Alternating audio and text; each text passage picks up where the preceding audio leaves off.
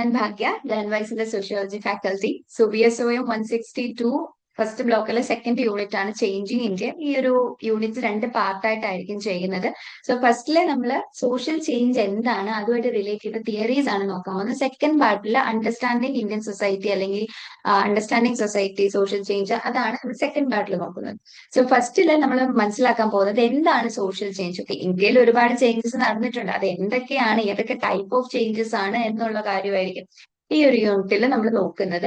So ഫസ്റ്റിലെ social change എന്താണെന്ന് മനസ്സിലാക്കുന്നു, അതും ഈ ഫിസിക്കൽ ഗ്രോത്ത് തമ്മിലുള്ള ഡിഫറൻസ് എന്താണെന്നും, പിന്നെ ചേഞ്ച്, എവല്യൂഷൻ ആൻഡ് പ്രോഗ്രസ്, ഇത് മൂന്ന് തമ്മിലുള്ള ചേഞ്ച് നോക്കുന്നുണ്ട്. എവല്യൂഷണറി തിയറീസിനെ നോക്കുന്നുണ്ട്. കോംറ്റെ, സ്പെൻസർ, ഡർക്കെയിം ഇങ്ങനെ പറയുന്ന എവല്യൂഷണറി തിയറിസ്റ്റ് നോക്കുന്നുണ്ട്.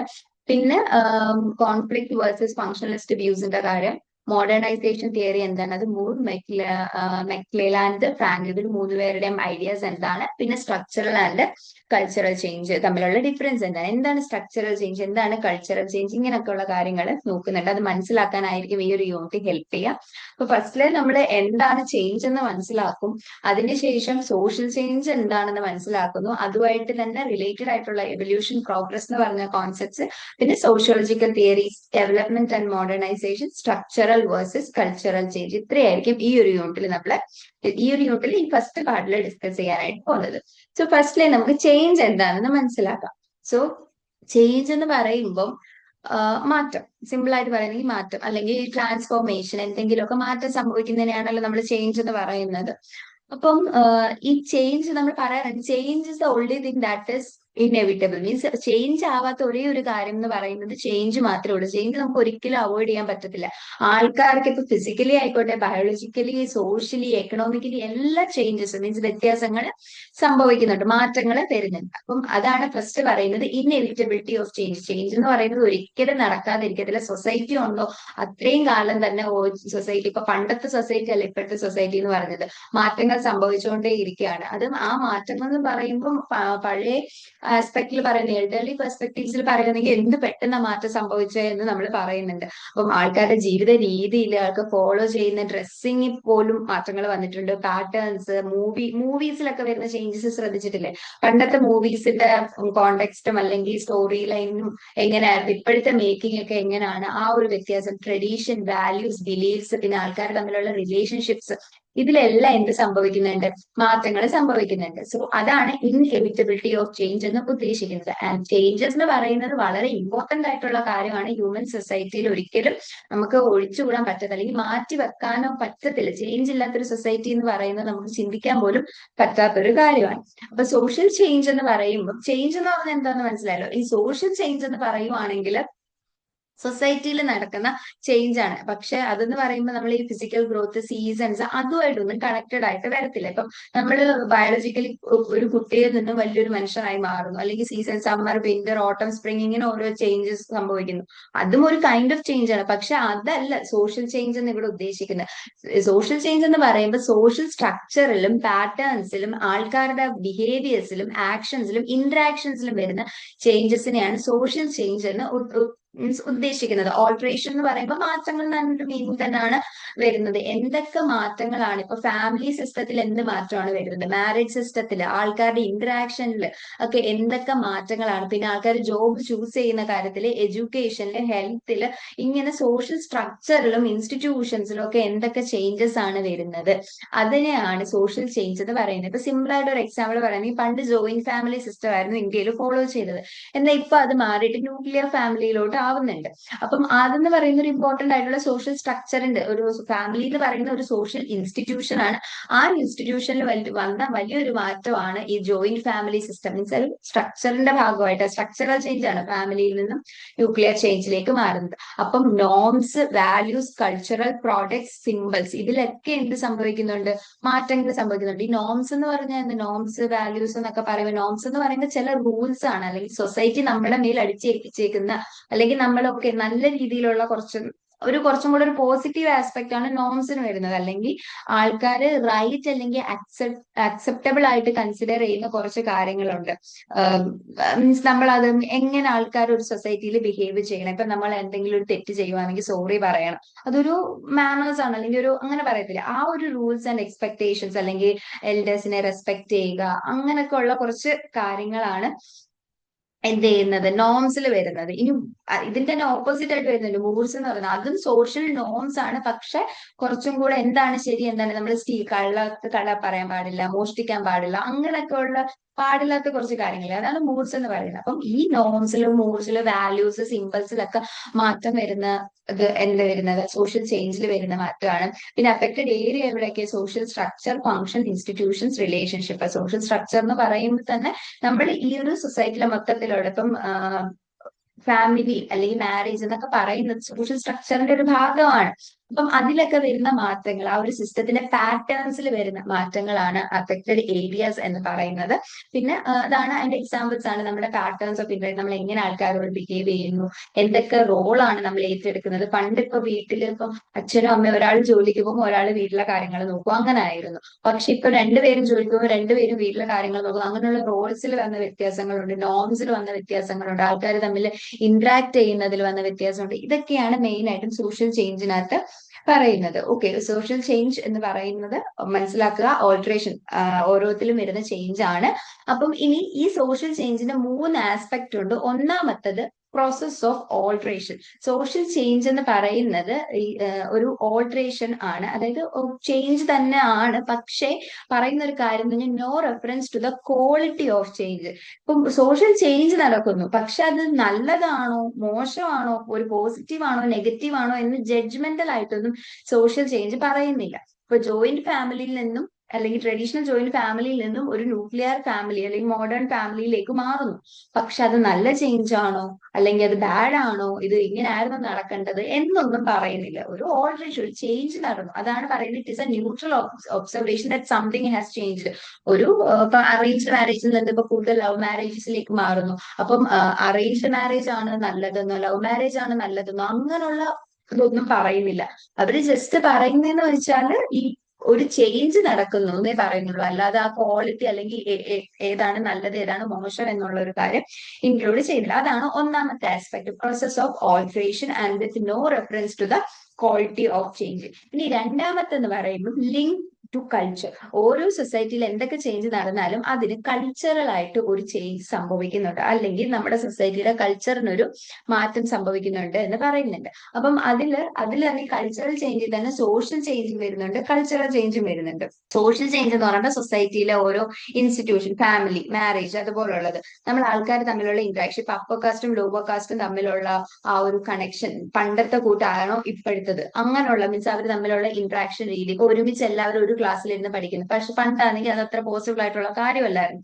അപ്പൊ അങ്ങനെയുള്ള റിലേഷൻഷിപ്സിലെ സ്ട്രക്ചറിൽ ഒക്കെ വരുന്ന കാര്യമാണ് സോഷ്യൽ ചേഞ്ച് എന്ന് പറയുന്നത്. ഇനി കൾച്ചറൽ ചേഞ്ച് എന്ന് പറയുമ്പോൾ നമ്മൾ ഫോളോ ചെയ്യുന്ന ഓരോ കൾച്ചറുണ്ട്. ഇപ്പൊ റിലീജിയൻ വൈസ് ആയിക്കോട്ടെ, അല്ലെങ്കിൽ കാസ്റ്റിന്റെ ബേസിൽ ഓരോ ലാംഗ്വേജ്, ഓരോ സ്റ്റേറ്റിലാണെങ്കിലും അങ്ങനെ ഒരു knowledge, ideas, art, religion, values നമ്മളെല്ലാം കൾച്ചറിൽ ഓരോന്ന് ഫോളോ ചെയ്യുന്നുണ്ട്. അതാണ് കൾച്ചറൽ ചേഞ്ച് എന്ന് പറയുന്നത്. ഇപ്പം ഈ സോഷ്യൽ ചേഞ്ച് ആയിക്കോട്ടെ കൾച്ചറൽ ചേഞ്ച് ആയിക്കോട്ടെ, ഇത് രണ്ടും നമുക്ക് സെപ്പറേറ്റ് ചെയ്യാനായിട്ട് പറ്റില്ല. ഒരു അബ്സ്ട്രാക്ട് എന്ന് പറഞ്ഞാൽ നമുക്ക് പെട്ടെന്ന് അബ്സ്ട്രാക്ട് എന്ന് പറഞ്ഞാൽ ജസ്റ്റ് ആ വേർഡ് മീനിങ് പറയുവാണെങ്കിൽ ഒരു നമുക്ക് കാണാനോ കേൾക്കാനോ പറ്റുന്നില്ല, അല്ലെങ്കിൽ ഫിസിക്കലി ടച്ച് ചെയ്യാൻ പറ്റാത്ത ഒരു സംഭവത്തെ നമ്മൾ അബ്സ്ട്രാക്ട് എന്ന് പറയും. ഇവിടെ സോഷ്യൽ ചേഞ്ചും കൾച്ചറൽ ചേഞ്ചും എന്ന് പറയുന്ന 2 ടൈപ്പ് ഓഫ് ചേഞ്ച് ആണ്. പക്ഷെ അത് രണ്ടും നമുക്ക് അബ്സ്ട്രാക്ട് ആയിട്ട് എന്ത് ചെയ്യാൻ പറ്റത്തില്ല, ഇങ്ങനെ സെപ്പറേറ്റ് ആയിട്ട് പറ്റത്തില്ല. ടെക്നോളജി എന്ന് പറയുന്നത് ഒരു കൾച്ചറൽ ചേഞ്ച് ആണ്. പക്ഷെ അത് കാരണം ടെക്നോളജിയിൽ മാറ്റങ്ങൾ വരുമ്പോൾ എക്കണോമിക് സ്ട്രക്ചേഴ്സിൽ മാറ്റങ്ങൾ വരുന്നുണ്ട്. ഇപ്പം ട്രഡീഷണലിൽ നിന്നും അഗ്രികൾച്ചറിൽ നിന്നും ഇൻഡസ്ട്രിയിലേക്ക് മാറ്റം വരുന്നുണ്ട്. അതിന് കാരണം എന്ന് പറഞ്ഞ ടെക്നോളജി എന്ന് പറഞ്ഞൊരു കാര്യമാണ്. അത് നോളജിലും ഐഡിയാസിലും വന്ന മാറ്റമാണ് ടെക്നോളജി എന്ന് പറയുന്നത്. പക്ഷെ ആ ടെക്നോളജി കാരണമാണ് എക്കണോമിക് സ്ട്രക്ചേഴ്സ് മാറുന്നത്. അതൊരു സോഷ്യൽ ചേഞ്ച് ആണ്. സോ ഇത് രണ്ടും ലിങ്ക്സ് ടു കൾച്ചർ എന്ന് പറയുമ്പോൾ കൾച്ചറിനെ നമുക്ക് സെപ്പറേറ്റ് ആയിട്ട് നിർത്താനായിട്ട് പറ്റത്തില്ല. ഇനി മൂന്നാമത്തെ കാര്യമാണ് variance in scope and speed എന്ന് പറയുന്നത്. സോ സ്കോപ്പ് ആൻഡ് സ്പീഡ് എന്ന് പറയുമ്പം എന്താ സോഷ്യൽ ചേഞ്ച് എന്ന് പറയുമ്പോൾ നമുക്ക് പറയാൻ പറ്റില്ല എല്ലായിടത്തും ഒരേപോലെ നടക്കുന്നതെന്ന് പറയാൻ പറ്റത്തില്ല. ചിലയിടത്ത് അതിന്റെ സ്കോപ്പ് വലുതായിരിക്കും, ചിലയിടത്ത് അതിന്റെ സ്കോപ്പ് കുറവായിരിക്കും. ചിലയിടത്ത് പെട്ടെന്ന് സോഷ്യൽ ചേഞ്ച് നടക്കും, ചിലയിടത്ത് ഭയങ്കര സ്ലോ ആയിട്ടേ നടക്കത്തുള്ളൂ. അങ്ങനെ കുറച്ച് പാറ്റേൺസ് പറയുന്നുണ്ട്. അതിൽ തന്നെ സ്മോൾ സ്കെയിൽ ചേഞ്ച് വരുന്നുണ്ട്, ലാർജ് സ്കെയിൽ ചേഞ്ച് വരുന്നുണ്ട്. സ്മോൾ സ്കെയിൽ എന്ന് പറയുകയാണെങ്കിൽ നമുക്ക് പറയുമ്പോൾ ഒരു കമ്മ്യൂണിറ്റിയുടെ ഡ്രസ്സിംഗ് സ്റ്റൈൽ മാറും. പണ്ടൊക്കെ ആണെങ്കിൽ എന്ത് ബാഗി ജീൻസോ അല്ലെങ്കിൽ വൈറ്റ് ടീഷർട്ടോ ഒന്നും കുട്ടികൾ ഇടത്തില്ലായിരുന്നു.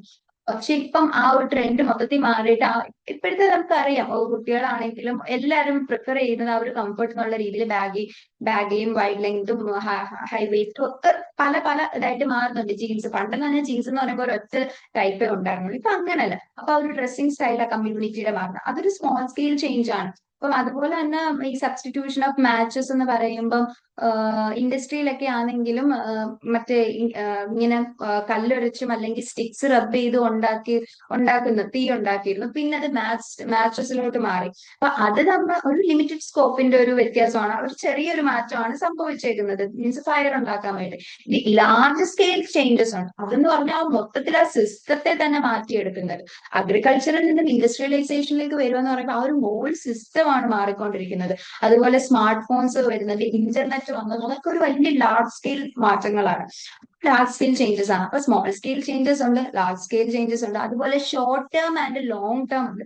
ഷോർട്ട് ടേം എന്ന് പറയുമ്പോൾ കുറച്ച് നാളത്തേക്ക്, ഇപ്പൊ മൈഗ്രേഷൻ, ഒരു സ്ഥലത്ത് നിന്ന് വേറെ ആൾക്കാർ വരുന്നു, അപ്പൊ ആ മൈഗ്രേഷൻ റേറ്റിൽ മാറ്റം വരുന്നു, അതൊക്കെ ഒരു ഷോർട്ട് ടേം ചേഞ്ചസ് ആണ്. അത് അവര് വരും പോവും, അങ്ങനെ മാറ്റങ്ങൾ സംഭവിച്ചുകൊണ്ടിരിക്കും. ഇനി ലോങ് ടേം ചേഞ്ചസ് എന്ന് പറഞ്ഞാൽ എക്കണോമിക് സ്ട്രക്ചേഴ്സിൽ തന്നെ വരുന്ന മാറ്റമാണ്. ഇപ്പൊ ഒരു അണ്ടർ ഡെവലപ്ഡ് ആയിട്ടുള്ള ഒരു കൺട്രി എക്കണോമിക്കലി ഡെവലപ്ഡ് ആവുന്നു, പിന്നെ ഡെവലപ്പിംഗ് ആവുന്നു, അത് കഴിഞ്ഞ് ഡെവലപ്ഡ് ആവുന്നു, അങ്ങനെയുള്ള വലിയ ചേഞ്ചസ് ഉണ്ടാകും. അപ്പൊ അതെന്ന് പറയുന്ന ഒരു ലോങ് ടേം ചേഞ്ചസ് ആണ്, അത് മനസ്സിലാക്കുക. അതിന് ഡെവലപ്പിംഗ് നേഷൻസ് എന്ന് പറയുന്നത് എന്താ കൂടുതലും കുറെ കാര്യങ്ങൾ എടുക്കാൻ നോക്കും, ബോറോ ചെയ്തും അഡാപ്റ്റ് ചെയ്തും ഒക്കെ. ഇപ്പം പെട്ടെന്ന് ഇന്ത്യ എന്ന് പറയുന്നത് ഒരു ഡെവലപ്പിംഗ് നേഷൻ ആണ്. അപ്പം ഇന്ത്യയിൽ ഇപ്പം ഡിജിറ്റൽ പേയ്മെന്റ് UPI സിസ്റ്റം വരുന്നു. അപ്പം ഇന്ത്യ അല്ല UPI സിസ്റ്റം UPI ഇന്ത്യയിലാണ് വന്നത്, എന്നാൽ ഒരു ഡിജിറ്റൽ പേയ്മെന്റ് സിസ്റ്റം കണ്ടുപിടിക്കുന്നത് ഇന്ത്യ അല്ല. അപ്പം എന്താന്ന് വെച്ചാൽ അവര് മറ്റ് കൺട്രികളിലൊക്കെ അവർ അഡോപ്റ്റ് ചെയ്തിട്ടുള്ള ആ ഒരു ഐഡിയ കൊണ്ടുവന്ന് ആ ഐഡിയ ബോറോ ചെയ്ത് നമ്മുടെ ഇവിടെ അഡാപ്റ്റ് ചെയ്യാണ്. പക്ഷെ UPI എന്ന് പറയുമ്പോൾ ഇന്ത്യയിൽ എന്തുമാത്രം സക്സസ്ഫുൾ ആയിട്ടുള്ള ഒരു കാര്യമാണ്, ഭയങ്കര ഈസിയാണ്. ആൻഡ് ഈവൻ ഏതൊരു റൂറൽ ഏരിയയിൽ പോയാലും നമുക്ക് UPI സിസ്റ്റം ഒക്കെ കാണാൻ പറ്റും. അത്രമാത്രം എന്ത് ചെയ്യുന്നുണ്ട്, മാറ്റം സംഭവിച്ചിട്ടുണ്ട് UPI കാരണം. അങ്ങനെ ഡെവലപ്പിംഗ് നേഷൻസ് മീൻസ് അതും ഒരു കൈൻഡ് ഓഫ് ചേഞ്ച് തന്നെ ആണ് വരുന്നത്. ഇനി പാറ്റേൺസ് ഉണ്ട്, വേരിയൻസ് ഈ സ്കോപ്പും സ്പീഡിലും വരുമ്പോൾ അതിൻ്റെതായ പാറ്റേൺസ് ഉണ്ട്. ഒന്നെന്ന് പറയുന്നത് സൈക്ലിക്കൽ പാറ്റേൺ ആണ്. ചിലപ്പം മീൻസ് ഒരു സ്ഥലത്ത് വരുന്ന മാറ്റങ്ങളെയാണ് ഉദ്ദേശിക്കുന്നത്. അപ്പൊ ആ ഒരു സോഷ്യൽ ചേഞ്ച് സൈക്ലിക്കൽ ആവും. അതായത് ഇപ്പൊ ഒരു കൺട്രിയിൽ ഗവൺമെന്റ് ആദ്യം സെൻട്രലൈസ്ഡ് ഗവൺമെന്റ് ആവും, മീൻസ് എല്ലാം സെന്റർ ആയിരിക്കും തീരുമാനിക്കുന്നത് എന്നുള്ളത് സെൻട്രലൈസ്ഡ് ഗവൺമെന്റ് ആവും. പിന്നെ കുറച്ച് കഴിയുമ്പോൾ അത് ഡീസെൻട്രലൈസേഷൻ ആവും. അതായത് ഇപ്പൊ പല പല ഇതായിട്ട് സെന്ററിൽ നിന്ന് മാത്രമല്ല, സെന്ററിൽ നിന്ന് സ്റ്റേറ്റ്സ് ആയിട്ട് മാറുന്നു, സ്റ്റേറ്റ് ലോക്കൽ പഞ്ചായത്ത് മുനിസിപ്പാലിറ്റി അങ്ങനെ ഡീസെൻട്രലൈസ് ചെയ്യുന്നു. അങ്ങനെ സെൻട്രലൈസേഷൻ ഡീസെൻട്രലൈസേഷൻ എന്നുള്ള ആ ഒരു സൈക്ലിക്കൽ പാറ്റേൺ രീതിയിലുള്ള ചേഞ്ചസ് വരാം. പിന്നെ റെവല്യൂഷണറി ചേഞ്ചസ് ആകും. അതായത് ഈ ഗവൺമെന്റിനെയൊക്കെ ഒരു കൺട്രിയിൽ നിന്ന് ഗവൺമെന്റിനെ എടുത്ത് കളയുക എന്ന് പറയുന്ന അത്ര വലിയൊരു വിപ്ലവകരമായിട്ടുള്ള തീരുമാനങ്ങളില്ല, അങ്ങനെയുള്ള ചേഞ്ചസ് വരാം. പിന്നെ കണ്ടിന്യൂസ് ചേഞ്ച് വരാം. അതിന് എക്സാമ്പിൾ ആണ് സ്പെഷ്യലൈസേഷൻ, മീൻസ് ഒരു പതുക്കെ കണ്ടിന്യൂസ് ആയിട്ട് ഗ്രാജുവലി കൊണ്ടുപോകുന്ന ചേഞ്ചസ് വരുന്നുണ്ട്. ഇപ്പൊ ഒരു ഡോക്ടർ ഒരു MBBS എടുക്കുന്നു, അത് കഴിഞ്ഞ് പുള്ളി ഹാർട്ടിന്റെ സ്പെഷ്യലൈസേഷൻ കാർഡിയോളജിയിലേക്ക് പോകുന്നു. അപ്പൊ അങ്ങനെ ഓരോ സ്റ്റെപ്പ് ബൈ സ്റ്റെപ്പ് പ്രോസസ്സ് പോലെ ഒരു കണ്ടിന്യൂസ് ചേഞ്ച് വരാൻ പറ്റും. അതുപോലെ തന്നെ ഡിസ്കണ്ടിന്യൂസ് ആയിട്ടുള്ള ചേഞ്ചസ് ആണ്. പെട്ടെന്ന് എന്താ ടെക്നിക്കൽ അല്ലെങ്കിൽ സോഷ്യൽ ഇൻവെൻഷൻ, ഒരു പെട്ടെന്ന് ഒരു സമയത്ത് ഒരു പുതിയൊരു ഇൻവെൻഷൻ കൊണ്ടുവരുന്നത്. ഇപ്പൊ AI ഇൻഫ്ലുവൻസ് ആൾക്കാരിലേക്ക് വരുന്നത്, അല്ലെങ്കിൽ ആൾക്കാരെ എല്ലാം പണ്ട് ഗൂഗിളിലൂടെ നമ്മൾ സെർച്ച് ചെയ്ത് ഓരോന്ന് കണ്ടുപിടിക്കുന്നത്, ഇപ്പൊ ഡയറക്റ്റ് ആയിട്ട് നമ്മൾ ChatGPT-ലോ ഗൂഗിളിലോ ജെമിനിയിലോ ചോദിക്കുകയാണെങ്കിൽ ഡയറക്റ്റ് ഉത്തരം നമുക്ക് കിട്ടത്തില്ല. അതെന്ന് പറഞ്ഞാൽ ഒരു പെട്ടെന്ന് ആ ഒരു സ്പെസിഫിക് ടൈമിൽ വന്നതാണ്. പിന്നെ അതുപോലെ സ്മാർട്ട് ഫോൺ പെട്ടെന്ന് ഒരു ഇൻവെൻഷൻ ആണ്. അങ്ങനെയുള്ള ടെക്നിക്കൽ സോഷ്യൽ ഇൻവെൻഷൻ ഡിസ്കണ്ടിന്യൂസ് ആയിട്ട് പെട്ടെന്ന് ഫാസ്റ്റ് ആയിട്ട് നടക്കുന്ന ചേഞ്ചസും ഉണ്ട്. സോ അങ്ങനെയുള്ള കുറച്ച് കാര്യങ്ങളാണ്. അപ്പൊ 3 ആസ്പെക്ട് എന്ന് പറയുമ്പോൾ ഓൾട്രേഷൻ വരുന്നുണ്ട്, കൾച്ചറുമായിട്ടുള്ള ലിങ്ക് വരുന്നുണ്ട്, പിന്നെന്ന് പറഞ്ഞ സ്കോപ്പ് ആൻഡ് സ്പീഡ് ആണ്. സോ നമ്മൾ ഇത്രയും നോക്കിയത് വെച്ചിട്ട് ഒരു കോൺസെപ്റ്റ് വെരിഫിക്കേഷൻ പറയാം. ആദ്യം ഈ social change of positive term. അപ്പം ഇതിൽ നമ്മൾ പഠിച്ചത് എന്തായിരുന്നു, സോഷ്യൽ ചേഞ്ച് എന്ന് പറയുമ്പോൾ ആ ഒരു ക്വാളിറ്റി പറയുന്നില്ല, പോസിറ്റീവ് ആണോ നെഗറ്റീവ് ആണോ എന്നൊന്നും പറയുന്നില്ല. അതൊരു ന്യൂട്രൽ ഒബ്സർവേഷൻ ആണ്, ജസ്റ്റ് ഒരു ചേഞ്ച് അല്ലെങ്കിൽ ഓൾട്രേഷൻ ഉണ്ടെന്ന് മാത്രമേ പറയുന്നുള്ളൂ. ഈ രണ്ടാമത്തെന്ന് പറഞ്ഞാൽ the social change always refers to large revolutions. വലിയ വിപ്ലവകരമായിട്ടുള്ള മാറ്റങ്ങൾ മാത്രമാണോ സോഷ്യൽ ചേഞ്ച് എന്ന് പറയുന്നത്? അല്ല, അതിന്റെ സ്കോപ്പിലും സ്പീഡിലും ചേഞ്ചസ് ഉണ്ട്. ചിലപ്പോൾ അത് സ്മോൾ സ്കെയിൽ ആവാം, അല്ലെങ്കിൽ ഷോർട്ട് ടേം ആവാം, അല്ലെങ്കിൽ ലാർജ് ആവാം, അല്ലെങ്കിൽ ലോങ് ടേം ആവാം. ആ ഒരു വ്യത്യാസം മനസ്സിലാക്കുക. സോഷ്യൽ ചേഞ്ച് എന്ന് പറയുമ്പോൾ എപ്പോഴും പോസിറ്റീവ് ആവണമെന്നില്ല, അതൊരു ന്യൂട്രൽ ഇതാണ്. രണ്ടാമത്തെ എന്ന് പറയുന്നത് സ്മോൾ സ്കെയിൽ ആവാം, ലാർജ് സ്കെയിൽ ആവാം, ലോങ് ടേം ആവാം, ഷോർട്ട് ടേം ആവാം. അല്ലാതെ വലിയ ലാർജ് റെവല്യൂഷൻസ് മാത്രമേ സോഷ്യൽ ചേഞ്ച് നമുക്ക് പറയാൻ പറ്റില്ല. ഇനി ഇതുമായിട്ട് തന്നെ കൂടിച്ചേർന്ന് കിടക്കുന്ന കുറച്ച് കോൺസെപ്റ്റ് ആണ് evolution, progress and change. Evolution എന്ന് പറയുമ്പോൾ നമുക്കറിയാം നമ്മളെല്ലാം ഇവോൾവ് ചെയ്ത് വന്നതാണ്. അപ്പം ബയോളജിക്കലി ഇവോൾവ് ചെയ്ത പോലെ തന്നെ സോഷ്യലി എവല്യൂഷന്റെ സംഭവങ്ങളാണ് നോക്കാൻ പോകുന്നത്. സോ എവല്യൂഷൻ എന്ന് പറയുമ്പോൾ ജസ്റ്റ് ഗ്രോത്ത് എന്ന് മാത്രമായിട്ട് നമുക്ക് വിചാരിക്കാൻ പറ്റത്തില്ല. ഗ്രോത്ത് എന്ന് പറയുമ്പോൾ എന്താ, അതൊരു സൈസിലോ അല്ലെങ്കിൽ ക്വാണ്ടിറ്റിയിലോ ഉണ്ടാകുന്ന ഒരു ഇൻക്രീസ്, അല്ലെങ്കിൽ ഇൻക്രീസിനെയാണ് ഗ്രോത്ത് എന്ന് പറയുന്നത്. പക്ഷെ എവല്യൂഷൻ എന്ന് പറയുമ്പോൾ അത് ആ സ്ട്രക്ചറും മൊത്തത്തിലുള്ള ഒരു സൊസൈറ്റിയെ മൊത്തത്തിൽ ബാധിക്കുന്നതാണ് എവല്യൂഷൻ എന്ന് പറയുമ്പോൾ.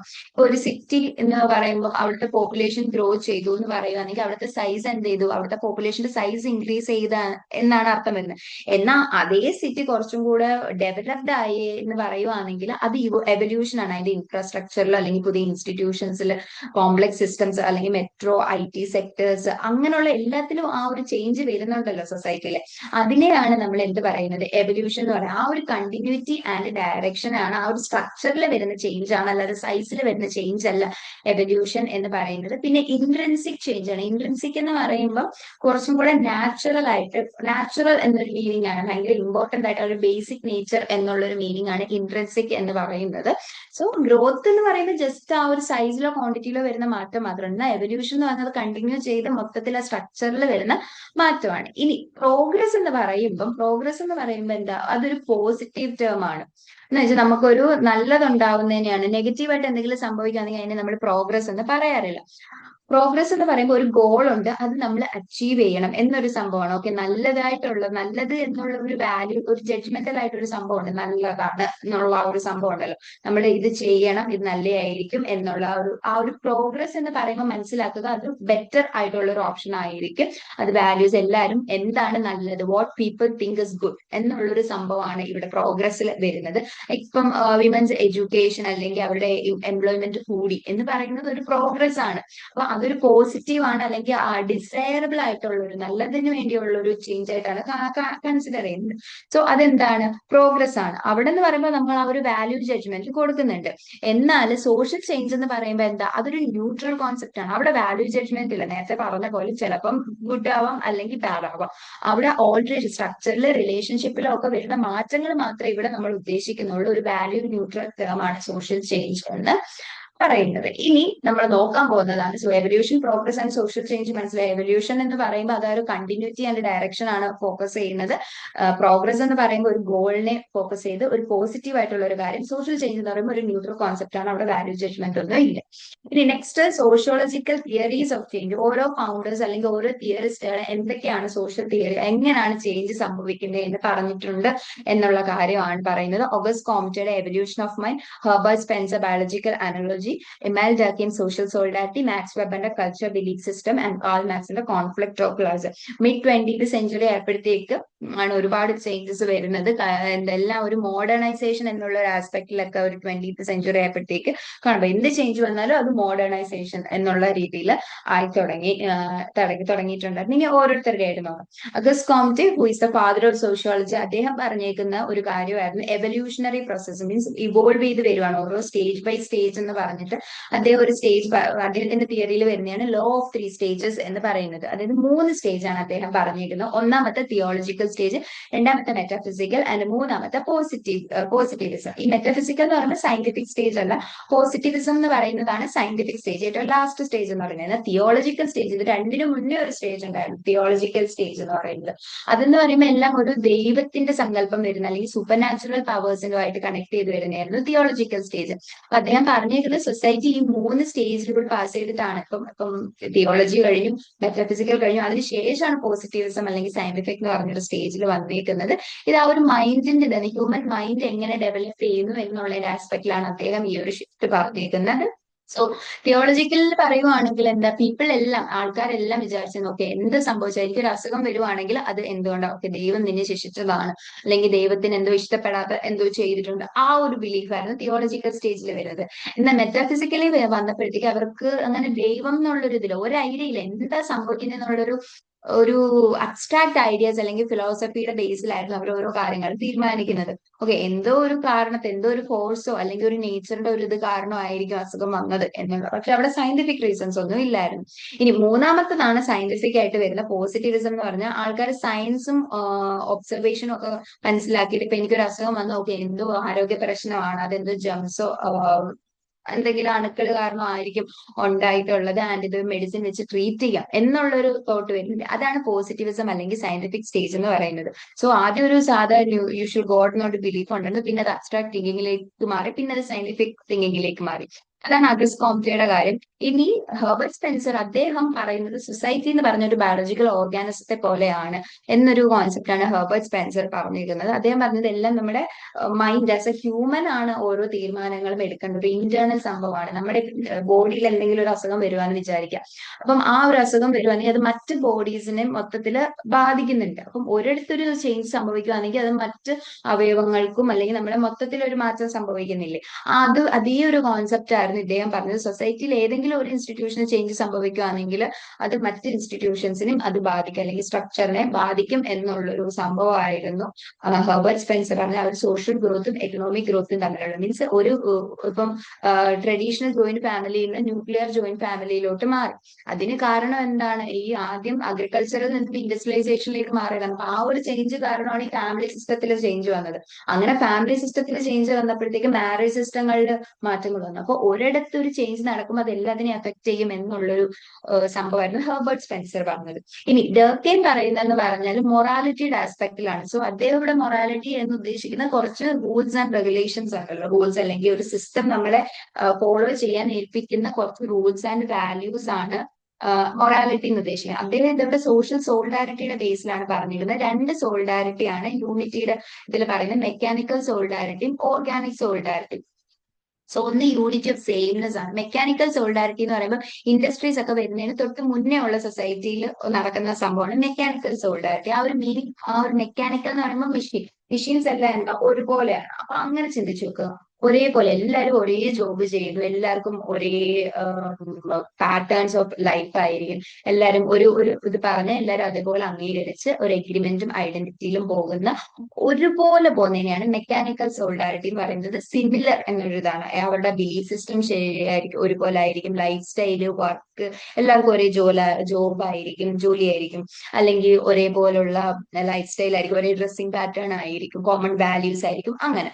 ഇനി പോസ്റ്റ് ഇൻഡസ്ട്രിയിൽ വരുമ്പോഴത്തേക്ക് അത് മാറി, അവിടെ യൂണിറ്റി ഉണ്ട്, ആൾക്കാർ തമ്മിൽ കണക്ഷൻ ഒക്കെ ഉണ്ട്, പക്ഷെ അവിടെ എന്താ കുറച്ചും കൂടി ഡിഫറൻസസ് വരും. എല്ലാം സെയിം എന്നുള്ളൊരു സംഭവമല്ല, ആൾക്കാർ ഡിഫറെന്റ് ആണ് പക്ഷെ ഇന്റർ ഡിപ്പെൻഡന്റ് ആണ് എന്നൊരു സംഭവമാണ്. ഇപ്പൊ സിറ്റിയിൽ ഡോക്ടേഴ്സ് ഉണ്ട്, ടീച്ചേഴ്സ് ഉണ്ട്, എഞ്ചിനീയേഴ്സ് ഉണ്ട്, അവരെല്ലാം പല ജോബ്സ് ആണ് ചെയ്യുന്നത്, പക്ഷെ അങ്ങോട്ടും ഇങ്ങോട്ടും യൂണിറ്റിക്ക് വേണ്ടി എന്ത് ചെയ്യുന്നുണ്ട്, കണക്റ്റഡ് ആവുന്നുണ്ട്. അപ്പൊ ആ ഡിവിഷൻ ഓഫ് ലേബർ എന്ന് പറയുന്നതും ഹൈലി സ്പെഷ്യലൈസ്ഡ് ആണ്, പലരും പല ജോബ് ചെയ്യുന്നുണ്ട്, ആൻഡ് ഓൾസോ കോൺഫ്ലിക്ട്സ് ഒക്കെ ഉണ്ടാകുന്നെങ്കിൽ അത് ആ ഒരു ഇൻസ്റ്റിറ്റ്യൂഷണൽ രീതിയിൽ നടക്കുന്നുണ്ട്. ഡിഫറൻസ് ഉള്ള ആ ഒരു കോൺസെപ്റ്റ് കൂടുതലായിട്ട് വരുന്നതാണ് ഓർഗാനിക് സോളിഡാരിറ്റിയിൽ നമ്മൾ പറയുന്നത്. സോ ഇമേൽ ഡർക്കെയിമിന്റെ സോഷ്യൽ ചേഞ്ച് എന്ന് പറയുന്നത് മെക്കാനിക്കൽ ടു ഓർഗാനിക്. അപ്പൊ ട്രഡീഷണൽ സൊസൈറ്റി ആയിരുന്നു, അത് കഴിഞ്ഞിട്ട് മോഡേൺ സൊസൈറ്റിയിലേക്ക് വരുമ്പോൾ ഓർഗാനിക് സോളിഡാരിറ്റി ആയിട്ട് മാറുന്നു.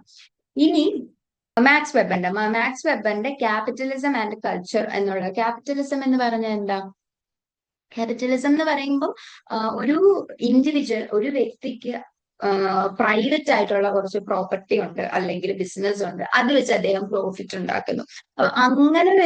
അങ്ങനെ വരുന്ന ഒരു ഐഡിയോളജിയാണ് ക്യാപിറ്റലിസം എന്ന് പറയുന്നത്. ഇനി ഇദ്ദേഹം മാക്സ് വെബർ ഫോക്കസ് ചെയ്തത് ക്യാപിറ്റലിസം മാത്രമല്ല, ക്യാപിറ്റലിസം കൾച്ചറും കൂടാണ് അദ്ദേഹം ഫോക്കസ് ചെയ്തത്. അദ്ദേഹം പറഞ്ഞേക്കുന്നതെന്ന് വെച്ചാല് ആൾക്കാരുടെ ഇന്റേണൽ അല്ലെങ്കിൽ സബ്ജക്റ്റീവ് ആയിട്ടുള്ള എക്സ്പീരിയൻസിനും കൂടുതൽ ഇമ്പോർട്ടൻസ് കൊടുക്കണം എന്നുള്ള രീതിയിലാണ് ഇദ്ദേഹം പറഞ്ഞേക്കുന്നത്. സോ ഇദ്ദേഹം പറഞ്ഞേക്കുന്നതെന്ന് പറഞ്ഞാൽ എന്തുകൊണ്ടാണ് ഇപ്പം എല്ലാ സൊസൈറ്റിയിലും ടെക്നോളജി ഉണ്ട്. ഇപ്പം ഏതൊരു കൺട്രി എടുക്കും, ഇപ്പൊ ഇന്ത്യയിലുണ്ട്, ചൈനയിലുണ്ട്, USA-യിലുണ്ട്, ഓസ്ട്രേലിയയിലുണ്ട്, ഇവിടെ എല്ലാം എക്സാമ്പിൾ ആയിട്ട് പറയാം. ഇവിടെ എല്ലാം എന്തുണ്ട്, ടെക്നോളജി ഉണ്ട്. പക്ഷെ ഓരോ കൺട്രിയും പല രീതിയിലാണ് ഡെവലപ്പ് ചെയ്യുന്നത്. അത് എന്തുകൊണ്ടെന്നാൽ അതിനൊരുത്തരേ ഉള്ളൂ, ആ ഓരോ കൺട്രിയിലും religious and ethical beliefs different ആണ്. ഇന്ത്യയിലുള്ള റിലീജിയസ് ബിലീവ് അല്ല ചൈനയിലുള്ളത്, ചൈനയിലുള്ള പോലെ അല്ല USA-യിലും ജർമ്മനിയിലും ഉള്ളത്.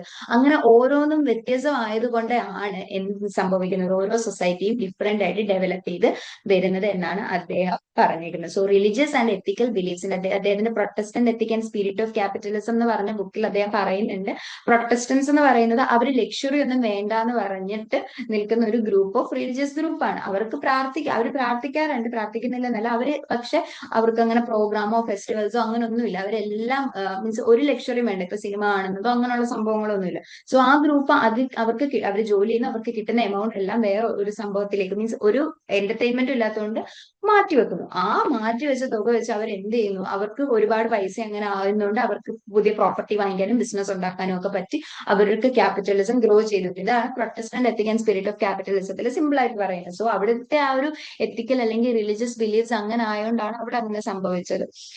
സോ അതാണ് മാക്സ് വെബറിന്റെ ഐഡിയോളജി എന്ന് പറയുന്നത്. ഇനി നെക്സ്റ്റ് വരുന്നതാണ് Karl Marx and Frederick Engels. ഇവർ രണ്ടുപേരും കൂടുതലും ഈ കോൺഫ്ലിക്ട് ആൻഡ് സ്ട്രഗിളിനെ ആയിരുന്നു ഫോക്കസ് ചെയ്തിരുന്നത്. എന്ന് പറയുമ്പോൾ ഹാവ് ആൻഡ് ഹാവ് നോട്ട്സ് എന്ന് പറഞ്ഞാൽ, അല്ലെങ്കിൽ ബൂർഷ്വാസി അല്ലെങ്കിൽ പ്രോലിറ്ററേറ്റ് എന്ന് പറഞ്ഞ രണ്ട് ഗ്രൂപ്പ് ഉണ്ട്. ഒരാള് മറ്റൊരാളെ ചൂഷണം ചെയ്തുകൊണ്ട് പ്രോഫിറ്റ് എത്തുന്നു. ഇങ്ങനെ ഒരു സംഭവം കോൺഫ്ലിക്ട് ഓഫ് ഇൻട്രസ്റ്റ് ആണ് സംഭവിച്ചുകൊണ്ടിരുന്നത്. സോ പ്രോലിറ്ററേറ്റ് ആയിട്ടുള്ള ആൾക്കാർ വർക്ക് ചെയ്യുന്നു, വർക്കിംഗ് ക്ലാസ്സിനെയാണ് പ്രോലിറ്ററേറ്റ് എന്ന് പറയുന്നത്, ആൻഡ് ഓണേഴ്സിനെയാണ് ബൂർഷ്വാസി എന്ന് പറയുന്നത്. അപ്പം ഈ പ്രോലിറ്ററേറ്റ് വർക്ക് ചെയ്യുന്നു, അതിനനുസരിച്ച് ബൂർഷ്വാസീസ് ഗ്രോ ചെയ്തുകൊണ്ടിരിക്കുന്നു. അപ്പം ഒരു ടൈം ആയപ്പോഴത്തേക്ക് ഇവർക്ക് മനസ്സിലായി, വർക്കേഴ്സ് എല്ലാം കൂടി യുണൈറ്റ് ചെയ്ത് അവർക്കെതിരെ റിയാക്ട് ചെയ്യാൻ തുടങ്ങി. അങ്ങനെ റെവല്യൂഷൻസ് വരുന്നു, ക്ലാസ് സ്ട്രഗിൾ ഉണ്ടാകുന്നു.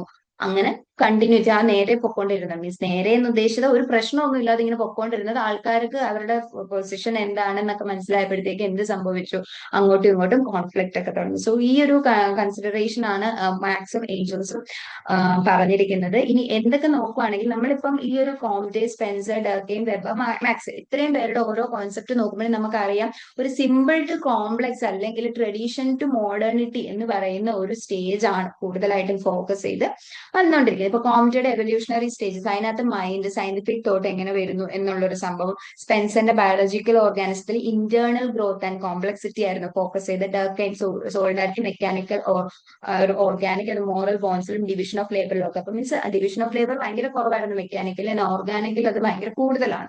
പിന്നെ വെബറിന്റെ ക്യാപിറ്റലിസം, അത് വാല്യൂസും കൾച്ചറും റിലീജിയസ് ബിലീഫ്സും കൂടി ഇൻക്ലൂഡഡ് ആയിട്ട് വരുന്നു. കാൾ മാർക്സിന്റെ കോൺഫ്ലിക്ട് അല്ലെങ്കിൽ ഡിസ്ഇക്വിലിബ്രിയം, അവർ സ്റ്റേബിലിറ്റി ഇല്ലാതെ ആൾക്കാർ തമ്മിൽ അങ്ങോട്ടും ഇങ്ങോട്ടും പ്രശ്നങ്ങളൊക്കെ ഉണ്ടായി, ക്ലാസ് സ്ട്രഗിൾ ഉണ്ടാവുന്ന, എക്കണോമിക് ഇൻട്രസ്റ്റ്, ഓരോരുത്തരുടെ റൈറ്റ്സിന് വേണ്ടി എക്സ്പ്ലോയിറ്റേഷൻ മാറ്റാൻ വേണ്ടി നടക്കുന്ന ആ ഒരു struggle, class struggle and economic interest, ഇതായിരുന്നു കാൾ മാർക്സിന്റെ. ഇത്രയും തിയറീസ് ആണ് നമ്മൾ നോക്കിയത്. ഇനി നമ്മൾ നോക്കാൻ പോകുന്നത് പറഞ്ഞാൽ ഡെവലപ്മെന്റ് ആസ് മോഡേണൈസേഷൻ. ഡെവലപ്മെന്റ് എന്ന് പറഞ്ഞാൽ മോഡേണൈസേഷൻ ആണ് എന്നുള്ളത്. പിന്നെ മോഡേണൈസേഷൻ എന്ന് പറയുന്നത് വെസ്റ്റേണൈസേഷൻ ആണ്. ഇങ്ങനെയുള്ള കുറച്ച് കോൺസെപ്റ്റ് ഉണ്ട്. അപ്പം പണ്ട് ഡെവലപ്മെന്റ് എന്ന് പറഞ്ഞാൽ തന്നെ ആൾക്കാർ വിചാരിച്ചിരുന്ന പറഞ്ഞാൽ എക്കണോമിക് ഡെവലപ്മെന്റ് മാത്രമാണ് ഡെവലപ്മെന്റ് എന്ന്. സോഷ്യൽ പൊളിറ്റിക്കൽ ഡെവലപ്മെന്റിനെ ഒന്നും അല്ല ഫോക്കസ് ചെയ്യുന്നത്. ഏത് കൺട്രിയാണോ കൂടുതൽ റിച്ച് ആയിട്ടുള്ളത് അതാണ് ഡെവലപ്ഡ് കൺട്രി. ഈ ഒരു ഐഡിയ ആയിരുന്നു ആൾക്കാർക്ക് ഉണ്ടായിരുന്നത്. ആൻഡ് ഓൾസോ ഡെവലപ്മെന്റ് എന്ന് പറയുന്നത് ഒരു വെസ്റ്റേൺ പാറ്റേൺ ഫോളോ ചെയ്തിരുന്നു. അതായത് വെസ്റ്റേൺ കൺട്രീസ് എന്താണോ അഡോപ്റ്റ് ചെയ്തിരിക്കുന്നത്, അവരെന്തൊക്കെയാണോ ഫോളോ ചെയ്യുന്നത്, അതാണ് ഡെവലപ്മെന്റ്, അതാണ് മോഡേൺ. നമ്മളിപ്പോ ഈവൻ ഇന്ത്യൻ രീതിയിൽ ഡ്രസ് ചെയ്യുന്നതും വെസ്റ്റേൺ രീതിയിൽ ഡ്രസ് ചെയ്യുന്നതും കൺസിഡർ ചെയ്യുമ്പോൾ വെസ്റ്റേൺ രീതിയിൽ ഡ്രസ് ചെയ്യുന്നതാണ് മോഡേൺ ഒരു ഐഡിയ എല്ലാവരുടെയും മൈൻഡിൽ എന്തിന് ഇൻബിൽറ്റ് ആയിട്ട് നിൽപ്പുണ്ട്. മോഡേൺ ഡ്രസ്സ്, ട്രഡീഷണൽ ഡ്രസ്സ് എന്ന് പറയുമ്പോൾ. പക്ഷെ മോഡേൺ എന്ന് പറയുമ്പോൾ നമ്മുടെ സെറ്റ് ഓഫ് ആറ്റിറ്റ്യൂഡ്സ് അല്ലെങ്കിൽ ഐഡിയാസും ബിലീഫ്സിനെയാണ് കുറച്ചും കൂടെ നല്ല രീതി എന്ന് പറയുമ്പോൾ ഓപ്പൺ ആയിട്ട് തിങ്ക് ചെയ്യുന്നതിനെയൊക്കെയാണ് മോഡേണൈസേഷൻ എന്ന് പറയുന്നത്. അല്ലാതെ ഇപ്പൊ ഒരാള് നല്ല രീതിയിൽ മീൻസ് ട്രഡീഷണൽ ആയിട്ട് ഡ്രസ് ചെയ്തു, ഒരാൾ വെസ്റ്റേൺ രീതിയിൽ ഡ്രസ് ചെയ്യുന്നു, വെസ്റ്റേൺ രീതിയിൽ. പക്ഷെ ഇവര് രണ്ടുപേരും ആരാണ് മോഡേൺ എന്ന് ചോദിച്ചാൽ പെട്ടെന്ന് നിങ്ങൾ പറയുന്നത് എന്താ, വെസ്റ്റേൺ രീതിയിൽ ഡ്രസ് ചെയ്തതാണ്. പക്ഷെ അത് ഡ്രസ്സിങ്ങിന്റെ ഇത്. പക്ഷെ അല്ല, അവരുടെ തോട്ടും ഐഡിയാസ്, രണ്ടുപേരുടെയും തോട്ട്സ്, ഐഡിയാസ്, അഭിപ്രായങ്ങളൊക്കെ എങ്ങനെയാണെന്ന് അറിഞ്ഞാൽ മാത്രമേ നമുക്ക് പറയാൻ പറ്റൂ ഒരാൾ മോഡേണൈസ്ഡ് ആണോ അല്ലയോ എന്നുള്ളൊരു കാര്യം. സോ ഇതാണ് വിൽബർട്ട് മൂർ ഈ ഒരു കാര്യം പറഞ്ഞു വന്നേക്കുമ്പോൾ അദ്ദേഹം പറയുന്നതെന്ന് പറഞ്ഞാൽ ട്രഡീഷണൽ സൊസൈറ്റി ഇപ്പൊ എന്തൊരു ചേഞ്ചസ് സംഭവിച്ചോട്ടെ, ട്രഡീഷണൽ സൊസൈറ്റിയിൽ നിന്ന് ഒരു ടെക്നോളജി ടെക്നോളജി ഡിപ്പെൻഡന്റ് ആയിട്ടുള്ള സൊസൈറ്റി എന്നുള്ള ഒരു ട്രാൻസ്ഫോർമേഷൻ ആണ് സംഭവിച്ചേക്കുന്നത്. ആൻഡ് കൂടുതലും അത് വെസ്റ്റേൺ നേഷൻസിനെ ഫോക്കസ് ചെയ്തിട്ടാണ് വന്നിരിക്കുന്നത്. ആൻഡ് ഡെവലപ്മെന്റ് എന്ന് പറയുമ്പോൾ ഈ ഒരു സെയിം പാറ്റേൺ ആണ് എല്ലാവരും ഫോളോ ചെയ്യുന്നത്. ട്രഡീഷനിൽ നിന്ന് മോഡേൺ ആവുക. മോഡേൺ എന്ന് പറയുമ്പോൾ വെസ്റ്റേൺ കൺട്രീസ് എങ്ങനെയാണോ ആയത് അതുപോലെ ആകുന്നത്. ആൻഡ് അതിന്റെ ഗോൾ എന്ന് പറയുന്നത് prosperity and political stability. Political stability എന്ന് ഉദ്ദേശിക്കുന്നത് ഒരു കൺട്രിയുടെ ഗവൺമെന്റ് നല്ല പീസ്ഫുൾ ആയിട്ട് അല്ലെങ്കിൽ ഒരു സ്റ്റേബിൾ ആയിട്ട് നല്ല രീതിയിൽ ഫംഗ്ഷൻ ചെയ്യുന്ന, ഒരു സഡൻ ചേഞ്ചസോ അല്ലെങ്കിൽ യുദ്ധങ്ങളൊന്നും പെട്ടെന്ന് പുറപ്പെടാതെ ഒരു അല്ലെങ്കിൽ കോൺഫ്ലിക്റ്റ് പെട്ടെന്ന് വരാതെ അങ്ങനെ നടക്കുന്നതിനെയാണ് പൊളിറ്റിക്കൽ മീൻസ് ഒന്നും ഇല്ലാതെ നല്ല കൂളായിട്ട് പോകുന്ന ഒരു സ്റ്റേബിൾ ആയിട്ട് പോകുന്ന ഒരു സിറ്റുവേഷനെയാണ് പൊളിറ്റിക്കൽ സ്റ്റെബിലിറ്റി എന്ന് പറയുന്നത്. ഇനി ഡേവിഡ് മെക്ക്ലീലാൻഡ് 1961 പറയുന്നത് ഫോക്കസ് ചെയ്തേക്കുന്നത് ഇന്റേണൽ ഫാക്ടേഴ്സിനെയാണ്. അതായത് നമ്മുടെ ഓരോ ഇൻഡിവിജ്വൽ പേഴ്സൺസിന്റെ വാല്യൂസും മോട്ടീവ്സും ആണ് ഇതിൽ ചേഞ്ച് കൊണ്ടുവരുന്നത്. ആൻഡ് ഇത് അച്ചീവ് ചെയ്യണമെങ്കിൽ എഡ്യൂക്കേഷനിലൂടെയും ടെക്നിക്കൽ എയ്ഡിലൂടെ മാത്രമേ ആൾക്കാരുടെ ഐഡിയോളജീസും ഒക്കെ മാറ്റാനായിട്ട് പറ്റത്തുള്ളൂ. ആൾക്കാരിൽ ഓരോ ഇൻഡിവിജ്വൽസിൽ ആ ഒരു മോട്ടിവേഷൻ കൊണ്ടുവരണം. എനിക്ക് അല്ലെങ്കിൽ ഈ സൊസൈറ്റിയിൽ ഇങ്ങനെ മാത്രം മാറ്റങ്ങൾ വരുത്തണം അല്ലെങ്കിൽ ഇങ്ങനെ ബിഹേവ് ചെയ്യണം എന്നുള്ള ഒരു സംഭവം കൊണ്ടുവരണം.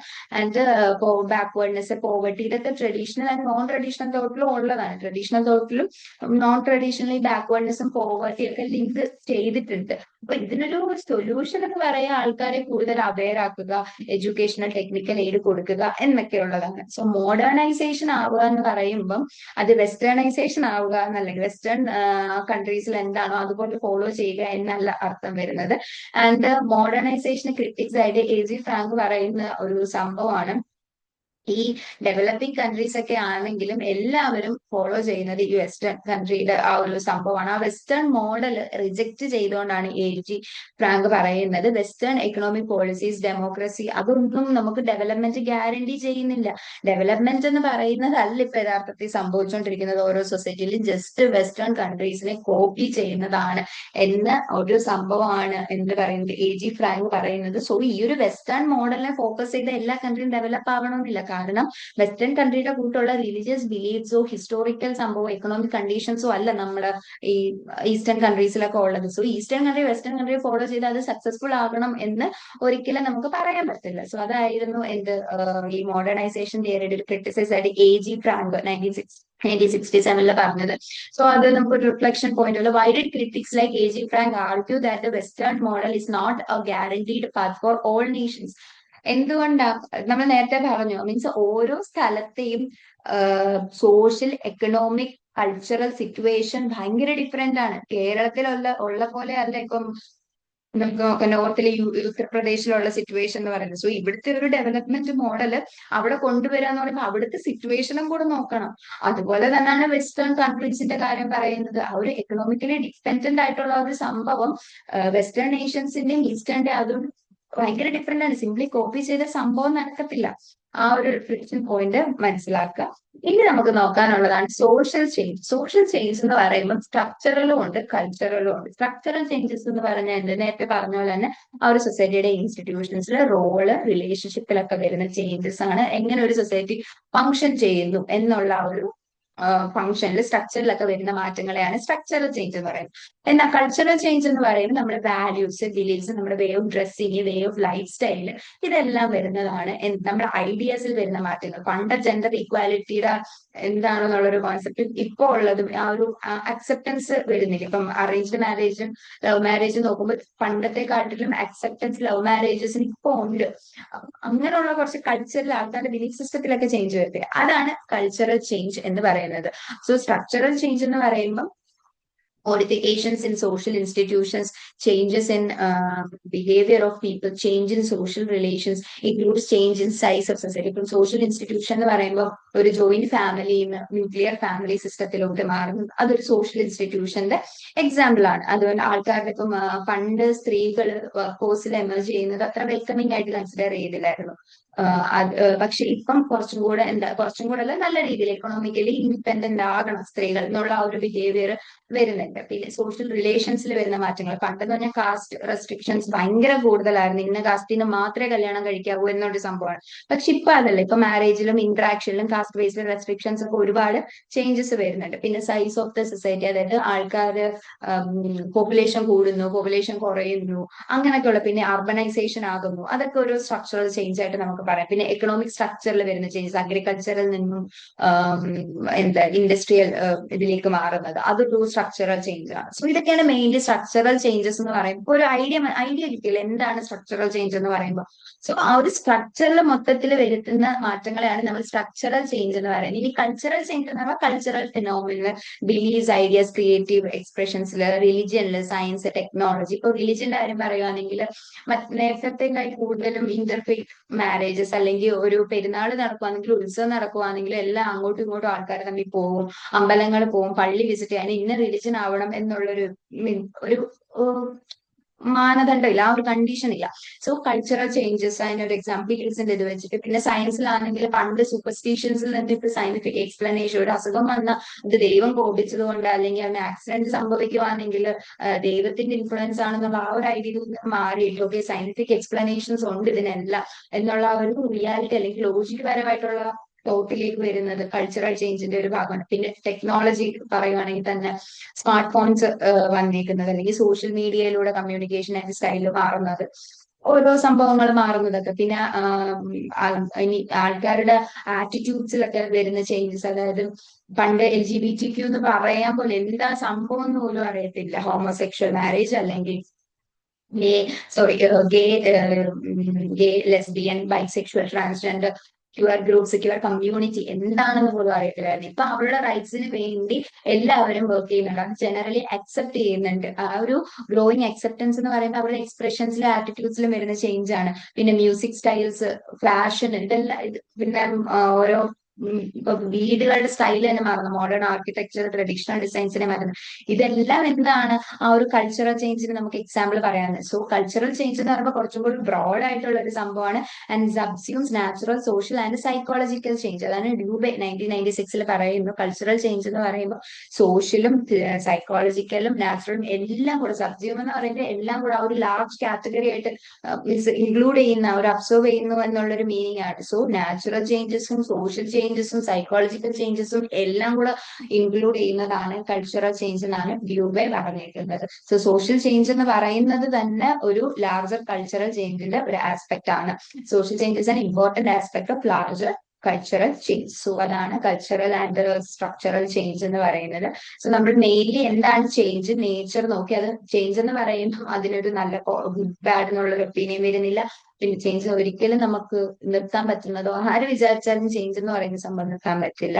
പിന്നെ അത് സ്ട്രക്ചറും റിലേഷൻസിലും വരുന്നത്. പിന്നെ പ്രോഗ്രസ് എന്ന് പറയുമ്പോൾ അതൊരു പോസിറ്റീവ് ആയിട്ടുള്ള ഒരു ഗോൾ, വാല്യൂ, മീനിങ് ആയിരുന്നു ഓറിയന്റഡ് ആണ്. എവല്യൂഷൻ എന്ന് പറയുമ്പോൾ ആ ഒരു കണ്ടിന്യൂറ്റിയും ആ സ്ട്രക്ചറിൽ വരുന്ന മാറ്റമായിരുന്നു നോക്കിയിരുന്നത്.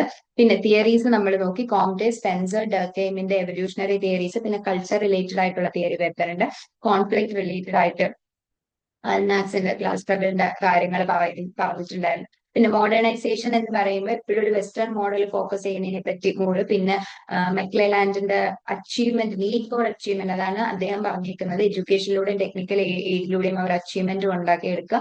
പിന്നെ ക്രിട്ടിസൈസ് ചെയ്തിട്ടുണ്ട് ഫ്രാങ്ക്, അതായത് എല്ലായിടത്തെയും പോലെ വെസ്റ്റേണിലെ പോലെ തന്നെ നമുക്ക് എല്ലായിടത്തും ഒരേപോലുള്ള ചേഞ്ച് കൊണ്ടുവരാനായിട്ട് കോപ്പി ചെയ്തുകൊണ്ട് നടക്കില്ല എന്നൊരു ക്രിറ്റിക്സും എന്ത് ഫ്രാങ്ക് പറഞ്ഞിട്ടുള്ളത്. ഇത്രയായിരുന്നു നമ്മൾ ഈ ഒരു യൂണിറ്റിൽ നോക്കുന്നത്. പിന്നെ സ്ട്രക്ചറൽ ആൻഡ് കൾച്ചറൽ ചേഞ്ച്.